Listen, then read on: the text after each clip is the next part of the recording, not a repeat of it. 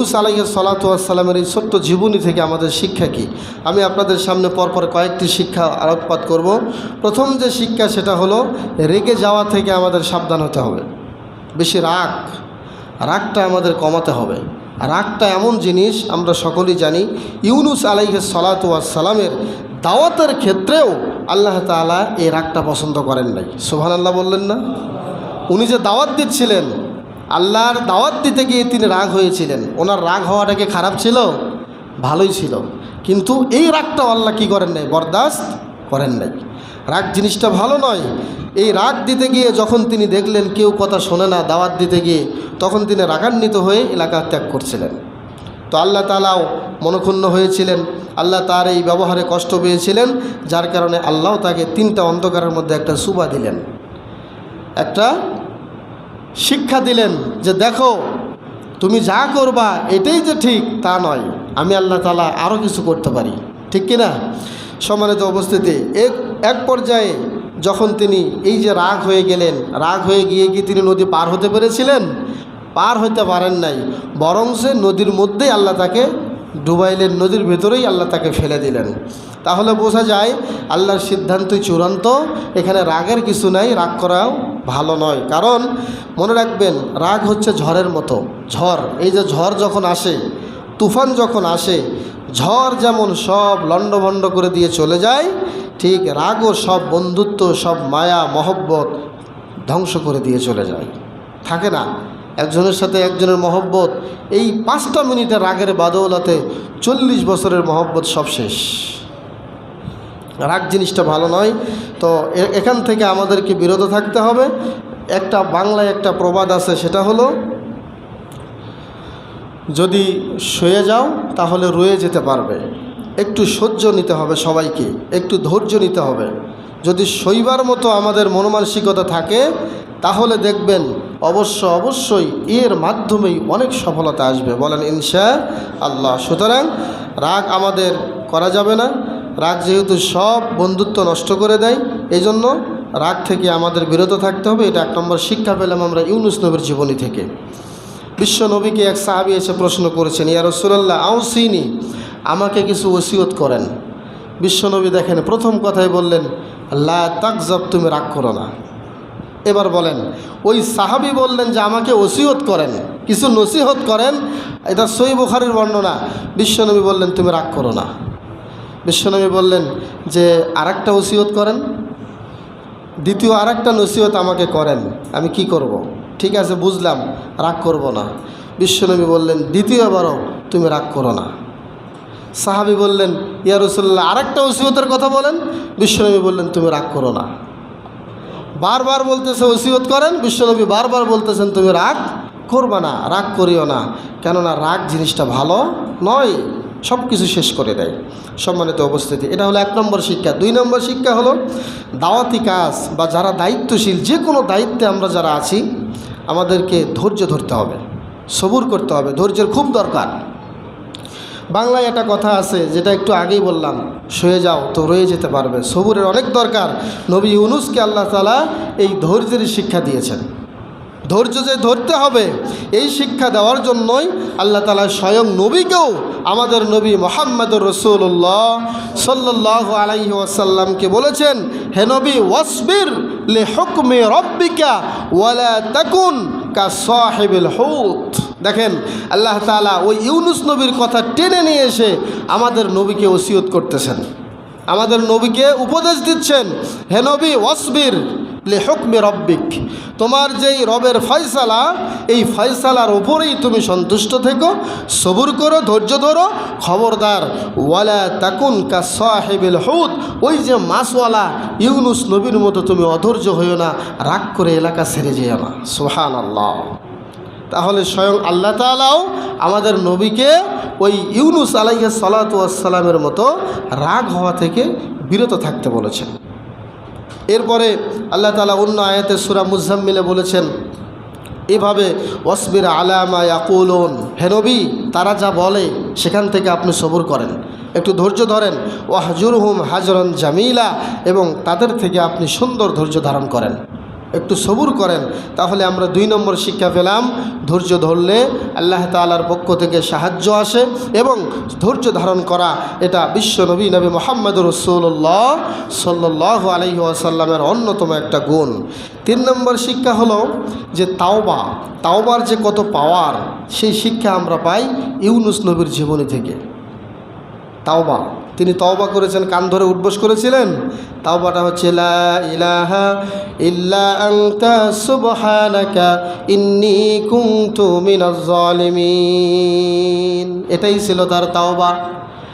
তার মানে হলো আল্লাহর কাছে স্বীকারোক্তি দিতে হবে, আল্লাহ যা করেছে এটা আমার ভুল হয়েছে, আমি তাওবা করছি। তার মানে হলো যে অপরাধ করেছি আর করব না, আল্লাহ স্বীকার করছি আমি যা করেছি এটা ভুল করেছি।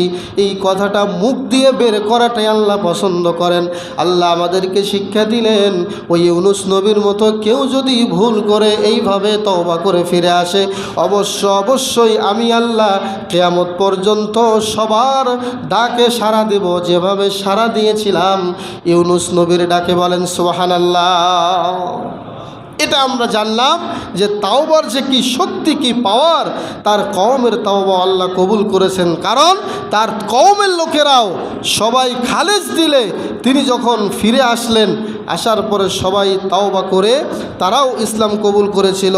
তো কওমে ইউনুসকে আল্লাহ তাআলা এই জন্য একবার সুযোগ দিয়েছিলেন। বলেন সুবহানাল্লাহ।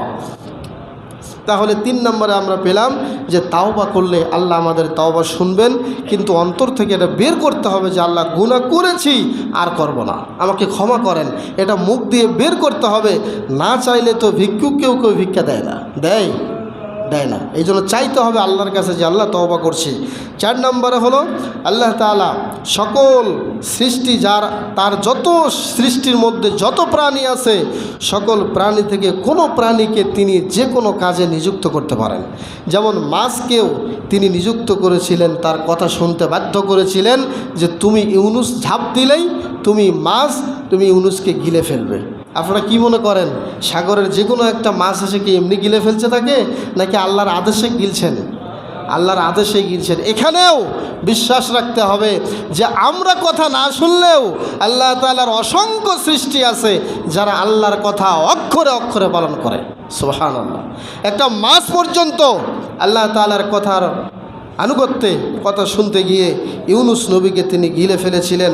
এবং এখান থেকেও বোঝা যায় যে আল্লাহ তাআলার সকল সৃষ্টি তার আনুগত। এই জন্য আমাদেরও উচিত আল্লাহ তাআলার বিধানের বা হারামের মধ্যে না থাকা, আল্লাহ তাআলার বিধান মতো আমাদের জীবন পরিচালনা করা। 4 নম্বর একটা শিক্ষা হলো যেটা শুনলাম। 5 নম্বর যে শিক্ষাটি পাই সেটা হলো দোয়া করলে আল্লাহ যে দোয়া শোনেন, এই শিক্ষা আমরা তার জীবন থেকে পাই। দোয়ারও যে কত শক্তি, কত পাওয়ার। মানুষের তাকদির পরিবর্তন হয় দোয়ার কারণে। বিশ্ব নবীর কাছে একজন সাহাবী আসলো, ইয়া রাসূলুল্লাহ, আমার মা আমাকে মারেন, রীতিমতো মারেন, আমার মা বিধর্মী, আমি তো ইসলাম ধর্মের, আমি আপনার অনুসারী অনুগামী, তো আমার মা যে মারে, আপনি আমাকে একটু বলেন আমি কি করতে পারি। বিশ্বনবী বললেন, তুমি কি তোমার মায়ের বিরুদ্ধে অভিযোগ দিতেছ? তিনি বলছেন যে না, অভিযোগ নয়, আপনি একটু দোয়া করবেন আল্লাহ যেন আমার মাকে হেদায়েত দেয়। দেখেন এই দোয়া করার বাদৌলাতে কোনো একদিন ঘটনাক্রমে ওই সাহাবী তিনি বাড়িতে আসছেন, এসে দেখছেন ঘরের দরজা লাগানো, ভেতর থেকে গোসলের আওয়াজ পাওয়া যায়। ওই সাহাবী বলছেন যে আমি অপেক্ষা করছিলাম, আল্লাহ আমার মা যে গোসল করতেছেন এই শব্দও আমি পাচ্ছি। একটু পরে এসে বলছে, বাবা তোমাকে আমি অনেক দিন আঘাত করেছি, আর মারবো না, তুমি যার হাতে হাত দিয়ে ইসলাম কবুল করেছো আমাকে একটু নিয়ে যাও, আমিও তার হাতে হাত দিয়ে ইসলাম কবুল করবো। সুবহানাল্লাহ। ওই সাহাবীর নাম ছিল আবু হুরায়রা। সম্মানিত উপস্থিতি, তাহলে দোয়া এটা সবার করা উচিত, সবার একান্তভাবে দোয়ার মধ্যে সামিল হওয়া দরকার। দোয়া শুধুমাত্র ওই যে ইমাম সাহেব রমজান মাসে বেজর রাতগুলোতে করতেছেন, তারাবির সালাত শেষে বেতের সালাতে দাঁড়িয়ে ওই দোয়াই করলাম, একা একা দোয়া করলাম না, এগুলো আমাদের বাদ দিতে হবে। একা একা নির্জনে যখন ইচ্ছা তখনই দোয়া করবেন। আর দোয়া মানেই যে শুধু হাত তোলা তাও নয়, আপনি হাত না তুলেও আল্লাহর কাছে ইস্তেগফার পাঠ করে আল্লাহর কাছে যে কোনো দোয়া করতে পারেন, যেটা আল্লাহ তাআলা কোরআনে স্পষ্ট ইউনুস আলাইহিস সালাতু ওয়াস সালামের জীবনী থেকে আমাদেরকে শিক্ষা দিয়েছেন। এই দোয়াটার ব্যাপারে দেখেন আল্লাহর নবী কি বলেছেন। সুনানে তিরমিজির মধ্যে হাদিসটি এসেছে। বিশ্বনবী বলেছেন যে যখনই ওয়াদাওয়াতু জিন্নুন, মাছওয়ালা অর্থাৎ ইউনুস নবীর কথা আল্লাহ বললেন, যে আল্লাহ নবী বললেন যে এই ইউনুস আলাইহিস সালাতু ওয়াস সালাম ইজ দাআ রাব্বাহু, যখন তার রবকে তিনি ডেকেছিলেন, ডাকতেছিলেন, ফি ওহুয়া ফি বাতনিল হুত, তখন যখন আল্লাহর কাছে দোয়া করতেছিলেন তখন সে ছিল মাছের পেটের মধ্যে। কোথায় ছিল? মাছের পেটের ভেতরে থেকে ইউনুস নবী আল্লাহর কাছে দোয়া করতেছিল। সে দোয়াটা আল্লাহর নবী স্পষ্ট হাদিসে বলছেন, লা ইলাহা ইল্লা আনতা সুবহানাকা ইন্নী কুনতু মিনাজ জালিমিন। এই দোয়াটা বাফারা বিশ্বনবী বলেছেন, ফাইন্নাহু লাম ইয়াদউ বিহা রাজুলুম মুসলিমুন ফি শাইইন কত্তুন। একজন মুসলিম বান্দা, একজন ইমানদার ব্যক্তি যে কোনো মুসিবতে পড়ে যদি এই দোয়াটা পাঠ করে ইউনুস নবীর মতো, ইল্লাস্তাজাবাল্লাহু লাহু, আল্লাহ তার ডাকে সাড়া দিবেন। সুবহানাল্লাহ। যদি কোনো ব্যক্তি এইরকম বিপদে মুসিবতে পড়ে ইউনুস নবীর শিক্ষা দেওয়া দোয়াটা পাঠ করে, আল্লাহ তার ডাকে সাড়া দিবেন। সম্মানিত উপস্থিতি, তাহলে আমরা 5 নম্বরে যে শিক্ষাটি পেলাম সেটা হলো একাগ্র চিত্তে দোয়া করলে অবশ্যই আমি ইমানদার হলে, আমি মুসলিম হলে অবশ্যই আল্লাহ আমার দোয়া কবুল করবেন। দোয়া কেন কবুল হচ্ছে না?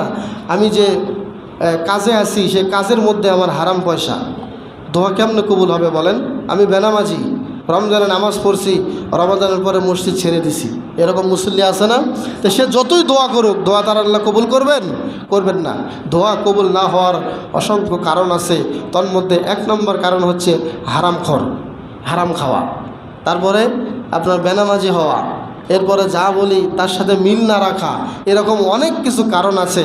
তো আপনারা কি মনে করেন ইউনুস আলাইহিস সালাতু ওয়াস সালাম কি বেনামাজি ছিলেন, বেঈমান ছিলেন, বেনামাজি ছিলেন, হারামখোর ছিলেন? নাউজুবিল্লাহ।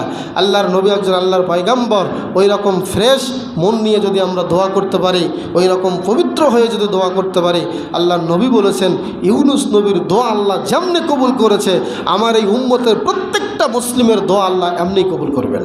সুবহানাল্লাহ। সুনানে তিরমিজির হাদিস সহিহ, ইমাম নাসিরউদ্দিন আলবানী হাদিসটিকে সহিহ বলেছেন। সম্মানিত উপস্থিতি, 7 নম্বর একটা শিক্ষা হলো আল্লাহর প্রতি আনুগত্য ব্যতীত দোয়া কবুল করা হয় না। আল্লাহ যদি ইউনুস নবীকে এই দোয়াটা দেওয়ার পরে উনি যদি বলতেন যে আমি কেন দোয়া করতে যাব, আপনি মাছের পেটে ঢুকাইছেন, আপনারই দায়িত্ব মাছের পেট থেকে বের করা, আমি দোয়া কিছু করতে পারবো না, এটা কি আল্লাহর আনুগত্য হতো কি? এটা আল্লাহর আনুগত্য করা হতো না। এই জন্য স্পষ্ট শিক্ষা আমরা পাই, সেটা হলো আল্লাহর প্রতি পূর্ণ আনুগত্য ব্যতীত দোয়া কবুল হয় না। যেমন গভীর সংকটে ইউনুস আলাইহিস সালাতু ওয়াস সালাম নিক্ষিপ্ত হবার পরেও আল্লাহর প্রতি আনুগত্যশীল ছিলেন বিধায় আল্লাহ তাকে মাছের পেট থেকে বাঁচাইছেন। আনুগত্যশীল থাকতে হবে। একটু বিপদে বললেই, আপনি ধান সিদ্ধ করতেছেন, এখন তো ধানের সিজন আসছে, 20 মণ ধান সিদ্ধ করছেন, ধান সিদ্ধ করার পরেই বৃষ্টি শুরু হয়েছে, 3 দিন ধরে বৃষ্টি। এখন তো আপনি বলতেছেন যে আল্লাহর দিন পাইল না, আজকেই বৃষ্টি দিল, নাউজুবিল্লাহ। এই যে একটা কথা, আপনি কিন্তু আল্লাহ সম্পর্কে ধারণা ওই রকম নাই, এই জন্য কথাটা বলে ফেলছেন।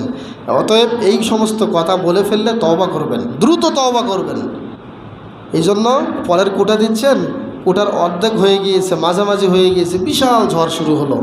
এখন আপনি তো মন খারাপ করে বসে আসছেন যে আল্লাহর নামাজ পড়ি, 5 ওয়াক্ত নামাজ পড়ি আমি, এরপরও আল্লাহ কেন এই বিপদটা দিল? এগুলো বলা যাবে? আনুগত্যশীল থাকতে হবে। আল্লাহ যা করেছেন এটাই আমার জন্য ভালো, আল্লাহ যা করেন ভালোর জন্য করেন। সম্মানিত উপস্থিতি, তাহলে 7 নম্বর এই শিক্ষাটা আমরা পেলাম, আল্লাহর আনুগত্যশীল হলে আল্লাহ দোয়া কবুল করেন, আনুগত্য থেকে বের হয়ে গেলে আল্লাহ দোয়া কবুল করেন না। এরপরে 8 নম্বর হলো, প্রকাশ্যে যদি কোনো খারাপ কোনো বিষয় আমরা দেখি, কথার কথা আমার উপরে একটা বিপদ আসছে, এটা আমার মনে হচ্ছে আমার জন্য খারাপ, আসলে আমার জন্য এটা ভালো নয়, এরকম যদি মনে হয় তাহলে মনে রাখবেন নেককার ব্যক্তির জন্য আল্লাহ তাআলা এভাবেই একটা উত্তম ফয়সালার ব্যবস্থা করেন। সুবহানাল্লাহ। যেমন দেখেন, লটারিতে যেই ব্যক্তিকে নদীতে ফেলতে হবে, এই ব্যক্তি তো এমন ব্যক্তি হওয়ার দরকার ছিল যে একজন নবীর নাম বারবার উঠতেছে, অথচ একজন নবীর নাম না ওঠাটাই ভালো ছিল। কি বলেন আপনারা? একজন নবীর নামে বারবার উঠতেছে লটারিতে, তাহলে প্রকাশ্যে সাময়িকের জন্য দেখা যাচ্ছে যে ইউনুস নবীকেই কি নদীতে পড়তে হবে, তাহলে এটা সবার কাছে খারাপ মনে হলেও, ইউনুস নবীর জন্য খারাপ মনে হলেও এই সিদ্ধান্ত ফয়সালা কে দিচ্ছেন? আল্লাহ দিচ্ছেন। একটু সময়ের জন্য যদি খারাপ মনে হচ্ছে যে নদীতে আমাকেই পড়তে হবে আর সবাই বেঁচে যাচ্ছে, এটা যদিও খারাপ মনে হচ্ছে, তারপরেও একটু পরেই ইউনুস নবীকে আল্লাহ সেভ করলেন মাছের পেটের মাধ্যমে, এক পর্যায়ে তাকে উদ্ধার করলেন স্বয়ং আল্লাহ নিজেই। সুবহানাল্লাহ। তাহলে এটা বিশ্বাস রাখতে হবে যে আল্লাহ তাআলা সাময়িক কিছু খারাপ অবস্থা দিলেও আল্লাহ উত্তম ফয়সালাটা রেখেছিলেন। যেমন লটারিতে নদীতে নিক্ষেপের যেই সিদ্ধান্ত ছিল অত্যন্ত ইউনুস নবীর খারাপ মনে হলেও তিনি আল্লাহ তাআলা তার জন্য উত্তম ফয়সালার ব্যবস্থা করেছিলেন। সর্বশেষ 9 নম্বর যে শিক্ষা সেটি হলো আল্লাহ তাআলা ইচ্ছা করলে যে কোনো উপায়ে যে কোনো কৌশলে একজন ইমানদারদেরকে বিপদ থেকে রক্ষা করতে পারেন। সুবহানাল্লাহ। একজন ইমানদারকে আল্লাহ তাআলা যে কোনো উপায়ে, আল্লাহ চাইলে এটা সম্ভব, আর আল্লাহ যদি না চান আমরা যতই ওয়ে ধরি, যতই মামু খালি ধরি, এখান থেকে উদ্ধার হওয়া কোনো সুযোগ নাই। যেটা ইউনুস নবী আলাইহিস সালাতু ওয়াস সালামকে আল্লাহ তাআলা সমুদ্রের হিংস্র প্রাণী থেকে রক্ষা করে সুন্দর ব্যবস্থা করে তাকে রক্ষা করেছেন। সুবহানাল্লাহ। এটা একমাত্র আল্লাহ চাইলে সম্ভব। সম্মানিত উপস্থিতি, একে একে আমরা ইউনুস নবীর জীবনী থেকে 60টি শিক্ষা শুনলাম, তার জীবনী থেকে যা জানলাম সেগুলো যেন আমরা আমল করতে পারি। গুরুত্বপূর্ণ যে পয়েন্ট সেটি হলো রাগ থেকে আমরা বিরত থাকব। দায়িত্বশীল যারা আছে আমার একটু ধৈর্যের পরিচয় দেব, যাতে কোনোভাবেই অবশ্যই আল্লাহর আনুগত্য থেকে আমরা বের হয়ে না যাই। আল্লাহ আমাদেরকে আমলগুলো করার তৌফিক দান করুক। সকলে পড়ে আমিন।